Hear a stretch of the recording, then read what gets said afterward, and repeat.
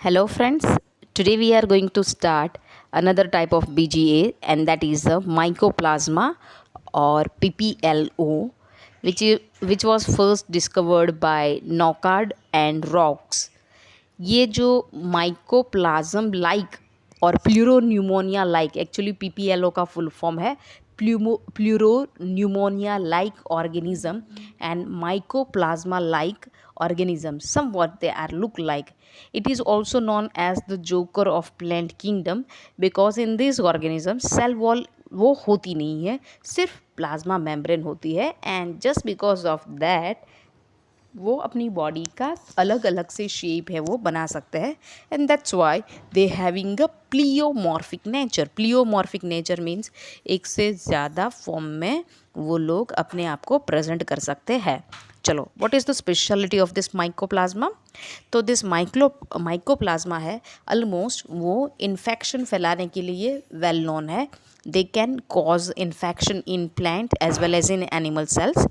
They are also known as the pleuropneumonia-like organism. That's why the name is given PPLO, pleuropneumonia-like organisms. Okay, चलो उसका structure देख लेते हैं. बहुत ही simple type का उसका स्ट्रक्चर है. See, this is the structure of the pneumonia और you can say the PPLO और माइकोप्लाज्मा.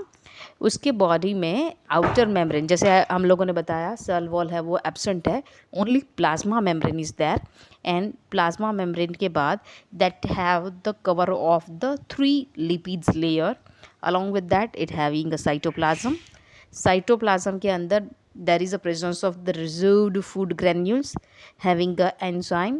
रिबोसोम्स यहाँ पे 70S का है. यहाँ पे जो डबल स्ट्रैंडेड डीएनए होती है वो लीनियर फॉर्म में होती है. डीएस लीनियर डीएनए, इसका मतलब है डीएस डबल स्ट्रैंडेड, 2 स्ट्रैंड है, दिखाई दे रहा है आपको क्लियरली, और ये एक लीनियर मतलब एक थ्रेड के फॉर्म में अरेंज हुआ है. So it is known as a DS linear DNA. Okay, इसके साथ along with this genetic DNA material or genetic material, it is also having a RNA जो ट्राई लमेला के फॉर्म में present होता है. ओके, चलो, if you talk about the speciality of this cell, so ये जो सेल्स है वो ग्राम नेगेटिव बैक्टीरिया है, and they are facultative anaerobes means they are living in aerobic condition only, but यहाँ पे if there is the absence of oxygen still they can survive, so they are facultative anaerobes. okay, यहाँ पे mycoplasma के अंदर क्या होता है, ट्राइलैमेलर मतलब 3 लेयर से बना हुआ लिपिड का लेयर है. सेल वॉल एब्सेंट होती है, सिर्फ प्लाज्मा मेम्ब्रेन होती है, इसीलिए एक से ज़्यादा अलग अलग फॉर्म में वो लोग प्रेजेंट कर सकते हैं, इसीलिए उसको जोकर ऑफ प्लांट किंगडम बोला गया है. ये लोग कॉलोनी में मतलब ग्रुप में रहना पसंद करते हैं. सो कॉलोनीज ऑफ माइकोप्लाज्म मतलब कॉलोनी मतलब ग्रुप ऑफ माइकोप्लाज्म अगर हम लोग देखें तो it look like a fried egg. जैसे फ्राई करे हुए एग को कैसा लगता है, बस ऐसा ही कुछ इसका लुक है. Okay, other than that structure में क्या क्या है कि ये डबल स्ट्रैंडेड लीनियर डीएनए मतलब डीएस डीएनए होता है, जिसके पास उसको कॉइल करने के लिए ये जो डीएनए है उसको कॉइल करने के लिए there is a specific protein present within them and that protein is the histone protein. Okay, चलो, इसके साथ डीएनए के साथ इसके पास आरएनए भी है, few enzyme, ribosomes and food stored form में होता है. Compare to the bacteria they have a small cells. Okay, small size का ये सेल है.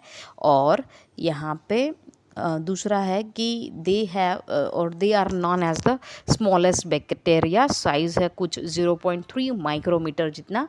एग्जाम्पल यहाँ पे दिया हुआ है माइकोप्लाज्मा जिली सेप्टिकम. तो ये माइकोप्लाज्मा जेली सेप्टिकम है, वो सिर्फ 0.3 माइक्रोमीटर का है, जो बहुत ही छोटा है. न्यूट्रिशन की बात करें, क्या खाते पीते हैं, तो वो हिट्रोट्रॉफिक है. एज आई टोल्ड यू कि they are living as a parasite, so they are depend on others for the mode of nutrition. क्योंकि यहाँ पे हम लोगों ने कोई भी ऐसे पिगमेंट की बात नहीं की जिसकी हेल्प से वो अपना फूड बना पाए, right. or they are saprophytic means depend on dead and decaying matters, or either they are living as a parasite. दूसरे होस्ट बॉडी के अंदर वो पैरासाइट की तरह रहते हैं और उसको इन्फेक्शन फैलाने का काम करते हैं। चलो, ये मोस्टली ए सेक्शुअल से ही रिप्रोडक्शन करते हैं। तो उसमें पहला मेथड है बाइनरी फ्यूजन। ओके, तो यहाँ पे इसका एक्सप्लेनेशन है कि penicillin not effective on mycoplasm due to absence of cell wall. ये पेनिसिलिन करके जो एंटीबायोटिक है वो ये जो माइकोप्लाज्मा है उसको अफेक्ट नहीं कर सकती because it not having a cell wall. Okay, so we use antibiotic that break down genetic material. हम लोग ये माइकोप्लाज्म को, अगर एनिमल के अंदर इन्फेक्शन फैलाता है तो हम लोग तभी उसको मार सकते हैं जब उसका जेनेटिक मटेरियल हम लोग डिस्ट्रॉय कर पाए। क्यों ऐसा स्टूडेंट्स? क्योंकि जेनेटिक मटेरियल की हेल्प से ही वो अपने जैसा दूसरा रेप्लिका मतलब अपने जैसी खुद की कॉपी बना सकते। अगर हम लोगों ने उसका जेनेटिक मटेरियल ही डिस्ट्रॉय कर दिया तो उसके जैसा दूसरा सेल रिप्रोड्यूस होने वाला नहीं है। चलो, यहाँ पे हम लोग डिस्कस कर रहे हैं इरिथ्रोमाइसिन।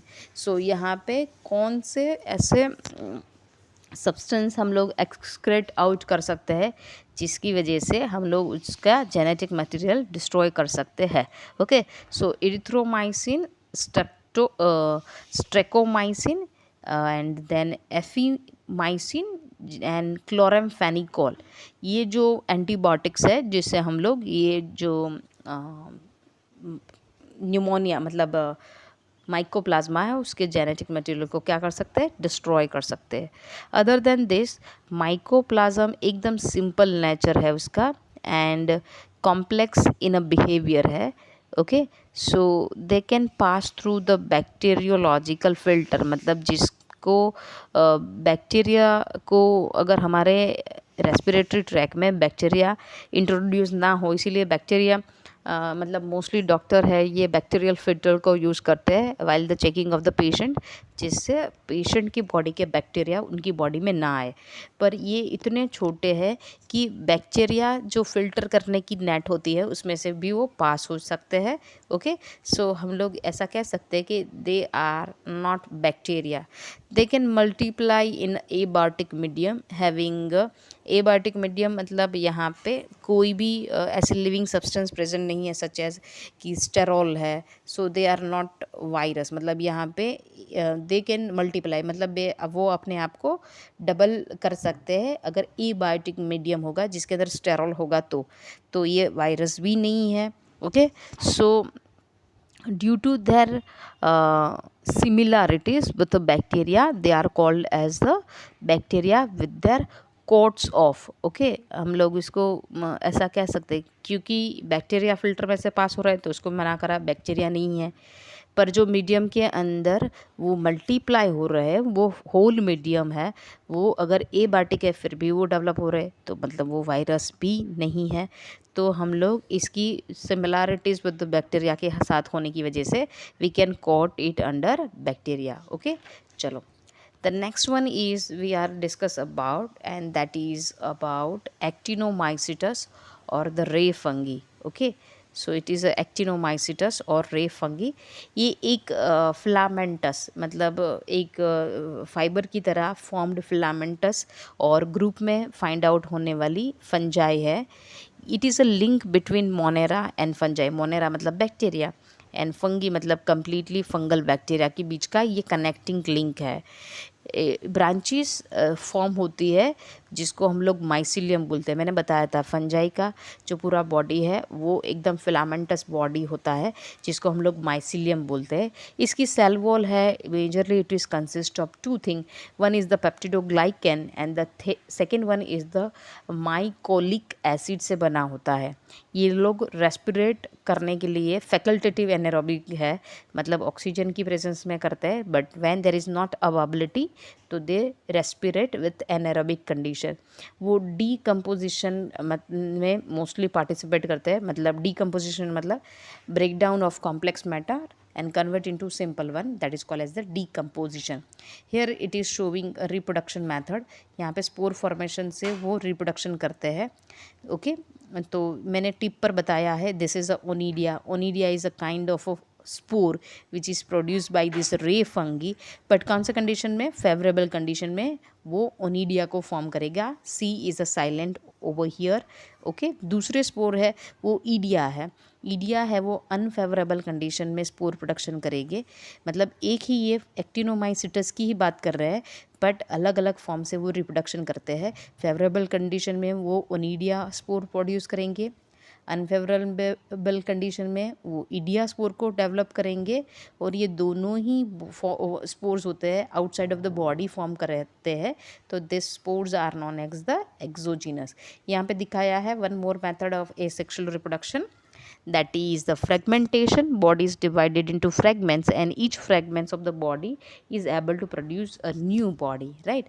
चलो इसके एग्जांपल्स देख लेते हैं एक्टिनोमाइसिटस के. Mycobacterium, Corynebacterium, Frankia and Streptomyces is the example of this actinomycetes. Okay, from this we can extract out some antibiotics, that is erythromycin, neomycin, terramycin and streptomycin. So this is the whole explanation about the kingdom Monera, which is we complete in this one. And now further onwards we are going to start our next kingdom, and that is the Protista.